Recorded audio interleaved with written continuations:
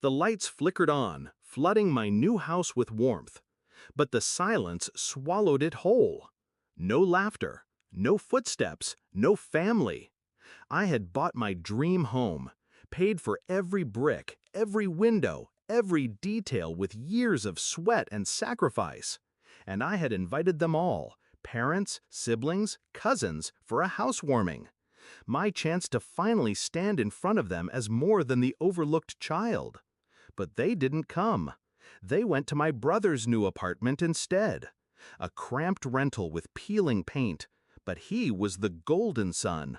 Always has been, always will be. My phone buzzed violently in my pocket. A message from my mother. We need to talk now. Not a sorry we missed it, not a congratulations, just a demand. I almost laughed. I should have expected it. I grew up in their shadows, always measured, always found lacking. Every achievement of mine brushed aside, while my brother's smallest effort was paraded like a triumph. When I graduated top of my class, they skipped the ceremony to help him move. When I landed my first real job, they barely looked up from their dinner plates. When I bought this house, they didn't come. But now they needed to talk.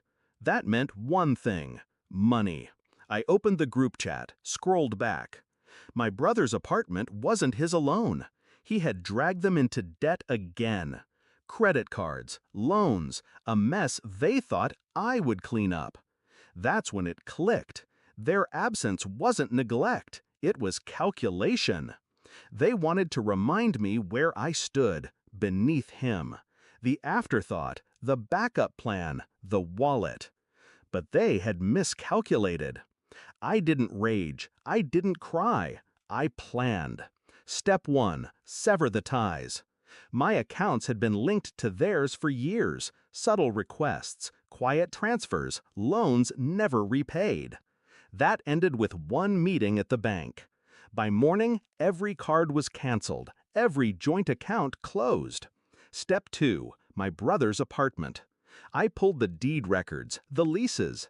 His name was nowhere. It was under a landlord notorious for evicting late payers. A phone call, a few nudges, and suddenly that apartment was no longer a sure thing. Step 3, the family gathering. They wanted to meet? Fine, I chose the place. Neutral, formal, my lawyer at my side. When they arrived, the air was thick with forced smiles. My mother started first, her tone sweet and poisonous. You know your brother's been struggling. We thought maybe you could help with the rent, just until he gets on his feet. I said nothing, just slid a folder across the table. Bank statements, transfers, receipts. Every dollar I had funneled into this family for years. Their faces drained of color as the pages turned. My father shifted uncomfortably. My brother's jaw clenched. My mother stammered, This isn't fair."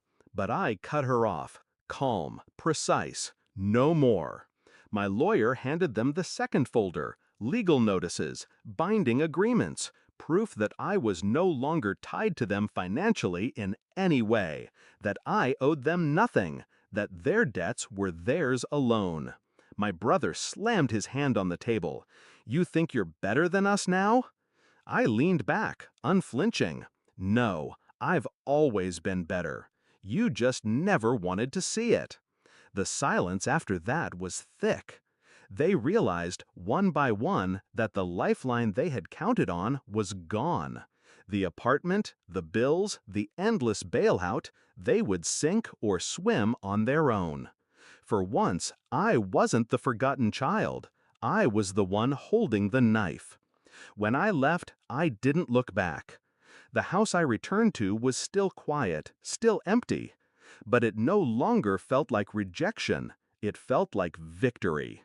Because emptiness can be freedom, and silence can be peace. They thought I'd always be there, waiting for scraps of their affection, desperate for a seat at their table. But I built my own table. And when they chose my brother over me, I finally understood. Family isn't defined by blood. It's defined by respect. They gave me neither, so I gave them nothing. Do I regret it? No. I regret waiting this long to shut the door. They wanted me invisible, so I granted their wish. Now they can live with their chosen son, and the ruin that comes with him. I live here, in my dream house. Alone? Yes, but free.